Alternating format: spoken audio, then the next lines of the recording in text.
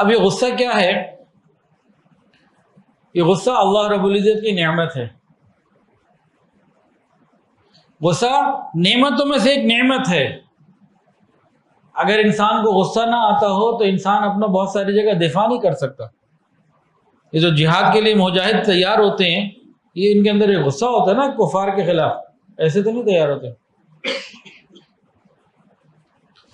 تو غصہ اگر شرعی حدود میں ہو تو بڑی نعمت ہے، اور یہ حدود سے آؤٹ ہو جائے تو زحمت ہے. جہاں ہمیں غصہ آنا چاہیے آج ہمیں وہاں آتا نہیں، اور جہاں نہیں آنا چاہیے وہاں ہر وقت ہی آتا رہتا ہے. غصہ کہاں آنا چاہیے؟ جب ہم دیکھیں کوئی اللہ کا حکم ٹوٹ رہا ہے، کوئی سنت ٹوٹ رہی ہے، کوئی شریعت کا حکم ٹوٹ رہا ہے، اس پر ہمیں غصہ آنا چاہیے، کڑنا چاہیے، اس پر غصہ آنا چاہیے. وہاں نہیں ہمیں آتا، اور غلط جگہوں پہ بہت ساری جگہ پر آتا ہے. تو غصے کو بھی سیکھنا پڑے گا کہ کہاں آنا چاہیے اور کہاں نہیں آنا چاہیے. اچھا، غصہ آنا ایک فطری چیز ہے. غصہ آنا ایک فطری چیز ہے. قرآن مجید میں جو آیت پڑھی ہے ابھی خطبے میں، وَالْكَاظِمِينَ الْغَيْظَ، اس کا ترجمہ کیا ہے؟ غصے کو پی جانے والے. یعنی غصہ آنے کی نفی نہیں کی گئی، غصہ آیا اب کنٹرول کرنے والے. یہ صفت اختیار کرنی ہے، اس کو حاصل کرنا. نبی علیہ السلام کو بھی غصہ آتا تھا. فرمایا مجھے بھی غصہ آتا ہے جیسے انسانوں کو، بشر کو غصہ آتا. پھر ایک صحابی نے پوچھا، یا رسول اللہ صلی اللہ علیہ وآلہ وسلم، ہم آپ کی ہر بات لکھتے ہیں، آپ کی زبان مبارک سے جو بھی الفاظ ادا ہوتے ہیں ہم لکھتے ہیں، لیکن انسان کو کبھی غصہ آتا ہے، کبھی خوش ہوتا ہے، کبھی کیسی کیفیت ہوتی ہے، کبھی خوشی، کبھی غم، کبھی کوئی کیفیت ہوتی ہے. تو اس پر میں جب پوچھا، نبی علیہ السلام نے فرمایا کہ میری زبان سے نکلا ہوا ہر لفظ تم لکھو. خدا کی قسم، اللہ کی قسم کھائی، فرمایا اس ذات کی قسم جس نے مجھے پیغمبر بنا کے بھیجا، غصے کی حالت میں بھی میری زبان سے وہی نکلتا ہے جو حق ہوتا ہے. یہ کیفیت حاصل کرنی ہے، محنت کر کے، فکر کر کے یہ کیفیت حاصل کرنی ہے. کیا فرمایا؟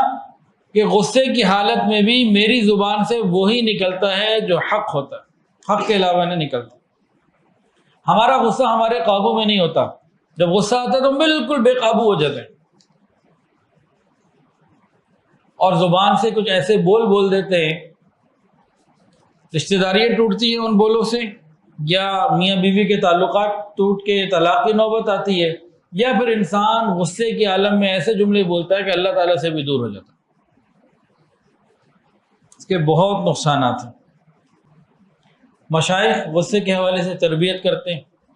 یہ جو ہمارا بیت ہونا ہے، ذکر، اذکار، مراقبے کی پابندی، یہ اگر کوئی انسان صحیح طریقے سے کرتا رہے تو بہت سارے برے اخلاق جو ہیں کنٹرول میں آ جاتے ہیں، اچھے اخلاق میں اضافہ ہو جاتا ہے. حضرت مرشد عالم مولانا غلام حبیب رحمۃ اللہ علیہ فرماتے تھے کہ شیخ کا غصہ بھی رحمت ہوتا ہے. اگر شیخ کسی مرید پر غصہ کرے تو یہ اس کے لیے رحمت ہے. اور خود بڑے جلال والے تھے. وہ فرمایا کرتے تھے کہ اچھا مرید وہ ہے کہ اگر شیخ چوراہے پر کھڑا کر کے جوتا مارے بغیر کسی وجہ کے. کہتے ہیں کہ صحیح مرید، اچھا مرید وہ ہے کہ شیخ اگر بغیر کسی وجہ کے بیچ سڑک پہ، چوراہے پہ جوتا مارے تو وہ جوتا اٹھا کے لا کے دے، جی اور مارنا ہے تو اور مار لیجیے. شیخ بلا وجہ نہیں مارتے، یہ سمجھانے کے لیے مبالغے کا صیغہ ہے، سمجھانے کے لیے کہ تربیت یہاں تک انسان کی ہو جائے، کیونکہ اسی سے پھر کام آگے بڑھتے ہیں. شیطان کی ایک بات ہے، قول ہے، وہ یوں کہتا ہے کوئی شخص کتنا بڑا عبادت گزار کیوں نہ بن جائے، اگر اس کو غصے کرنے کی عادت ہے تو پھر یہ ہمارا ہے، پھر ہم اس کو کسی وقت بھی گرا دیں گے. انسان ذکر، مراقبہ، تلاوت، تہجد، عبادت جتنی کرتا چلا جائے، اونچا ہوتا چلا جائے، اگر اس کو غصہ کرنے کی عادت ہے نا تو شیطان اس سے خوش اور راضی رہتا ہے کہ کسی وقت بھی ایک ہی بول سے اس کی زندگی بھر کی تباہی پھیر دیں گے اعمال کی۔ اور جس شخص کو غصے پہ کنٹرول مل جائے، شیطان پھر اس سے ڈرتا ہے۔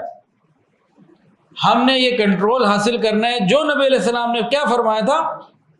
اس ذات کی قسم جس کے قبضے میں میری جان ہے، میری زبان سے غصے کی حالت میں بھی عین حق اور صحیح بات نکلتی ہے، غلط بات نہیں نکلتی۔ یہ مقام حاصل کرنا، محنت سے مقام مل جاتا ہے، ناممکن نہیں ہے۔